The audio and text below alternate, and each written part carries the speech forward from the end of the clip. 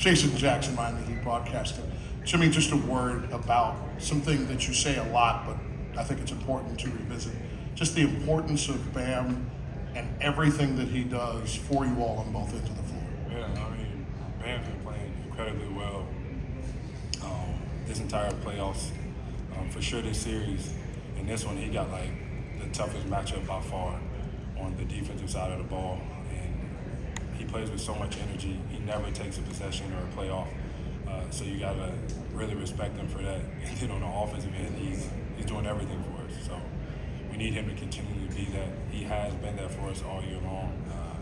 And like I said, he's gonna be the reason why we win the championship. Melissa? Hey Jimmy, Melissa Rowland, Fox Sports. If we can rewind a bit, you've talked before about having one D1 scholarship offer. What made you decide to go instead the JUCO route with Tyler? I don't know, but I'm grateful for Tyler Junior College. He taught me a lot about the game of basketball. I don't know, I had so much belief in myself. Not to say that I'll be up here talking to y'all in the finals, but I just knew I could be a really good basketball player, maybe make a little bit of money doing basketball overseas. And they taught me a lot at Tyler Junior College about the game of basketball, and then, go to Marquette for 3 years. I think JUCO just so happened to be like the best thing for me. And I couldn't tell you that at the time. It was frustrating that I wasn't playing Division I basketball. But my goodness, I got so much love for Tyler Junior College. In the middle?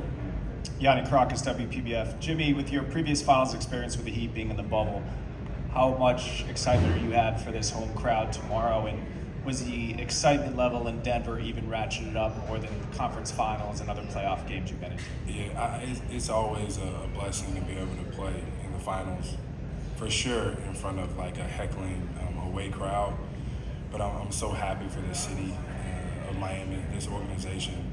They deserve to be in the finals. They deserve to win the finals and win a championship. And we will do everything in our power to make that happen. But I just know that the energy in there is going to be unmatched. It has been throughout this entire playoffs run, and even in the regular season. So I know they're going to show up. I know they're going to show out. And I know we're going to do the same. Steve, over here on the right. Steve Ashburner, NBA.com. Jimmy, when you guys talk about Heat culture things, like commitment to winning and sacrifice and playing with an edge, it seems like a lot of that is selection. Who comes in and becomes a part of this team? You've been elsewhere. Is it prevalent that there are guys that would not make it here because of their priorities? I don't know. I don't have too many bad things to say about any organization, any player that I've played with. I know that the guys that we have here fit that mold to the T. Everything that they do here is about winning. It's not about anything else. And so we ride with that. We think about that. Nobody really thinks about the past or where they have been or the future where they might be.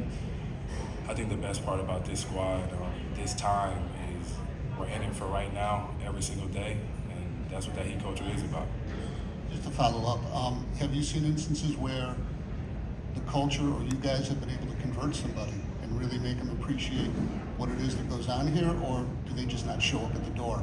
No, everybody that walks through this door or a part of this organization, past, present, for sure the future, you have to buy in to everything that we're about here, which is about one another, not about you, and about winning. If you can do that, you can handle all of that, you're going to flourish here. And each one of the guys on this roster, everybody in this organization, front office, all the way down the line, it's about somebody else, and it's always about winning. Vinny in the middle. Jimmy, Vince Goodwill, Yahoo Sports. There's a weird stat floating around where you guys are outscored in the first quarter, the second quarter, and the third quarter, but you outscored Denver by a miraculous sort of margin in the fourth. Is it something in particular? We saw what happened in game 2, but is there something in particular that you guys have coming into the fourth quarter? Do you take things from the first three? Is it some magical adjustment? How do you explain that? I don't know. It's just winning basketball. We just happen to win, and it looks like we're playing good in the fourth quarter. I can't tell you the answer to that question. I wish that wasn't even a thing. I don't know if anybody knows that except for you. We definitely don't know that. We just want to win. I'm telling you, we just want to win. And if it happens to be coming back in the fourth quarter, then that's what it is. If it happens to be holding the lead in the fourth quarter, I pray that that's what it is. But at the end of the day, we just got to find a way to win. On your right here, Lisa. Lisa Salters, ESPN. Jimmy, I know it's only 2 games, but your own self-evaluation, how do you think that you have played so far in these 2 weeks? I think I've done great. I think I've done what I've needed to do to get us to 1-1. I hope it was 2-0 in our favor. It is not. I don't pay attention to stats. Not gonna lie, I've said that all along. As long as we win, everybody's playing great. If we lose, and I hope we don't do that too often, everybody can blame me for whatever reason. Not worried about it, but nobody can blame anybody for anything whenever we win. So that's all that we focus on. Dan, back right. Dan Devine, Yahoo Sports, back here, Jimmy. Coach was praising your defensive effort. First game against Gordon, last game a lot of time on Murray. Wondering what it takes to kind of be able to downshift from a big like Gordon to a point guard like Murray, and the challenges that Murray, the importance of quieting down Murray in this particular attack. I mean, he's one of the heads of the snake. I think it's the two-headed snake in this instance.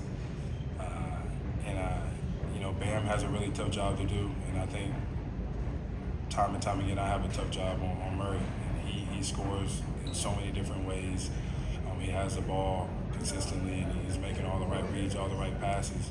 But it's just about effort, contesting every shot, body on body, making everything difficult for him. I got to continually do that because I know if I lead the way on that end along with Bam, everybody has to follow suit. So it's all about doing your job, doing what's asked of you on any given night, and hoping, praying that you did enough to get a win. Fourth row on the left, Michael. Michael Pino, The Ringer. Jimmy, you've been able to create a ton of open shots for your teammates throughout this series. I was wondering, from your perspective, is Denver defending you differently at all compared to the Celtics, Knicks, and Bucks in the first round? Yeah, I think it changes from, series to series, maybe even game to game. But if my guys are open, I'm throwing it every single time. And I hope I throw it like on the money, perfect, to where you can just step in and shoot it. Like I've always said, I got so much faith in them. I can't win without them. I've tried that before in other places where I just think I can do it. Nah, that's not the answer.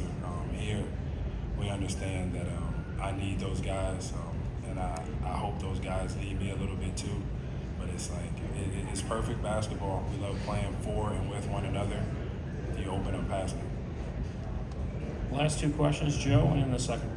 Joe Barton, The Athletic. Jimmy, right along with this, you've been talking all series about making the right play, making the right pass. You haven't had that Jimmy game, I guess, since the first round, or maybe the first game of the conference finals, where you had 35. How do you know when those come about, and do you ever find yourself pressing to score like that when you haven't in a while? No, I'm not a scorer. Like, just because I score a lot of points one game, that doesn't make you a scorer. I'm not a volume shooter. I don't do any of that. I don't press to score. I only press to win. So if I pass the ball every possession, if we win, I don't care. If I shoot the ball every possession and we win, I don't care. This playoff Jimmy narrative is not a thing. I just want to win. I want everybody else. So I don't worry about too much other things except for winning. Last question, second row. Hey Jimmy, Drafteados from Spain, Madrid. Adebayo just told us the best advice he received for the finals was from D-Wade in 2020. Can you tell us the best advice you received for playing the finals and who gave it to you? It's always D-Wade just telling me to be myself and be who I am, create my own story, and go out there and compete and do what you love to do. And that's when he's been in my corner for a very long time now. I'm very grateful. He is a huge reason why I'm here. I don't like to be compared to that guy, but the one thing that I do want to be like him is a champion. So that's what I got to go do. Thank you, Jimmy. Appreciate you.